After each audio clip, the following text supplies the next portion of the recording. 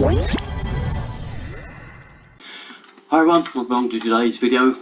Once again, our old friend, the three-way valve, is playing some of you up now. Some of you forgot to run your central heating over the summer. It was lovely and hot, wasn't it? And you forgot to give it a little run once every week or two, just to keep this thing mainly moving, and the pump and the system clear of sludge, letting it run around the system. So let me show you what happens with these when you leave them, because this is an old one that's been in my garage for a while, and I'll show you how stuck that motor can become, and you won't be able to move it with the lever because it is so jammed tight. So I'm just going to show you that first. Here we are looking up into the body of the valve, and here's our lever here.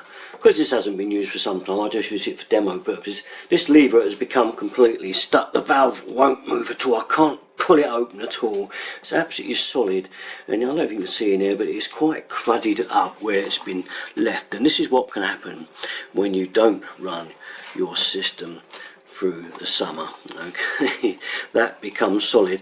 So let's look at some other problems before we move on. If you've got no heating, once you had the motor off, by the way, before I show you the other thing, you can just check whether it is turning all right simply by looking at the motor. If it works, you can turn your heating on and see if it turns. That little notch in there should turn round. It should hear it go, and you should watch it. You can see it in action. If it doesn't move, then it's definitely something else with the motor. Alright, we're going to go through those things in a minute. Of course, another easy check is to take the lid off here to check whether this body part is going. We're going to take this part off and remove it, the head of the motor, the complete lot, and just see if that is really stuck, because it's supposed to move really freely. And if you have to use pliers or something like this to move it, then that body part needs renewing. If you put a new head on an old motor part that's all gunked up and is stiff, that motor won't last 5 minutes and you will be back where you are. So if you found you've renewed one of these on the body of a valve and it's only lasted a year or two, then do suspect that this body part is actually stiff and worn and probably got crud inside of it, and it can't move very well, so it very quickly burns this motor out. So we'll take the top off and I'll show you what I mean. There's just a couple of screws holding on, okay, one this side there, you can see it there, and one the other side there. Undo those two and the top will come off. Okay, so we'll whip them off. Okay, once you've undone these, undone them, that's not very good English, is it? Once you've undone the screws, it will just lift away like so. Okay, this reveals to you the paddle part. Now this should be free and easy to turn, but in actual fact I can't budge it. I'm barely moving. It's moving a fraction of an inch, very tiny, because that paddle is stuck in there. So if you've got to get pliers on this to move that, then you know that's well crudded up inside.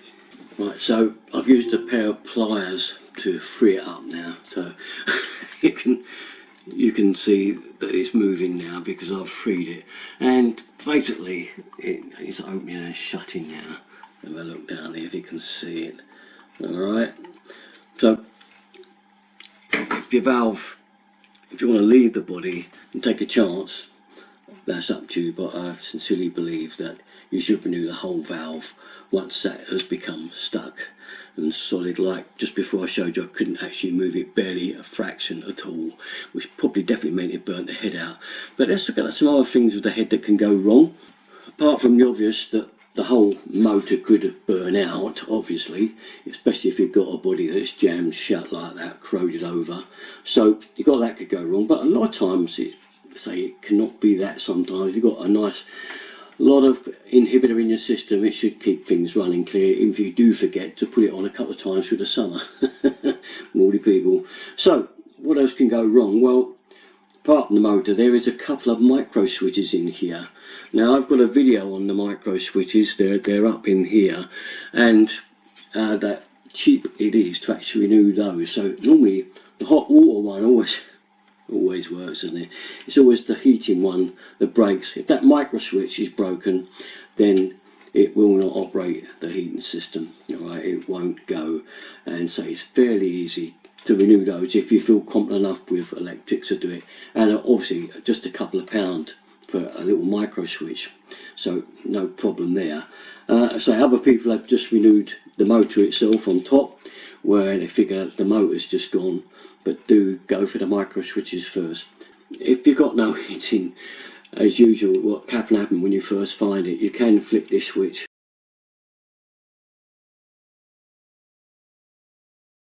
Alright, once it's in there and locked in, because you have to pull it over and lock it in, right over like so. I just see that there, and it will slide back if you leave it. Okay, it's a common thing that happens. People pull it over, you need a motor going, and then they leave it and think, oh, that's done it, you know, but that motor's going to slide back and it'll go off again. So if your heating has gone, you suspect obviously it's the valve. When you do this, pull that spring out, it's tough, and then lift it and lock it up into that little groove there. So look, here we go, clink. Now it's locked in manual mode. You'll have to have hot water with your heating. That's part of the parcel for doing this little fix. Just temporary really, until you get either the motor sorted out, or the body, or you renew the whole thing. That's entirely up to you. But they're the things that can go wrong with a motorised valve, and that's just an emergency thing to get you out of it. Release it and it will spring back. You'll hear the motor go. So they're the little things, little tricks, little things to look at if you've got no heating and you suspect the three-way valve. If you've got a combi, I'm afraid you can't touch your three-way valve in there. I'm afraid you've got to be gas safe to touch anything inside a combi. So this only affects you with F&E systems, but they are a nightmare. They're always going wrong quite often. So I mean, we look at the pump first, always make sure that pump's running, that's not dead. But obviously sometimes they're connected to the switch, so that this has to be switched over for the pump to come on, for the boiler to light. So a lot of people go for the pump sometimes and it's the wrong thing to go for. I think, oh, it's completely dead, you know. Why, it must be the pump. But this thing depends how it's wired. It's till that little micro switch is operational, the boiler, the pump, nothing's gonna quite make it, because that's the idea. It has to be open for the heating, and the pump starts to work and pump it all around the heating system. So there we are, just a few little tips and tricks again with a three-way valve, and that's about it. All my stuff though. See you next time. Derrickton33. Thanks guys. Bye bye.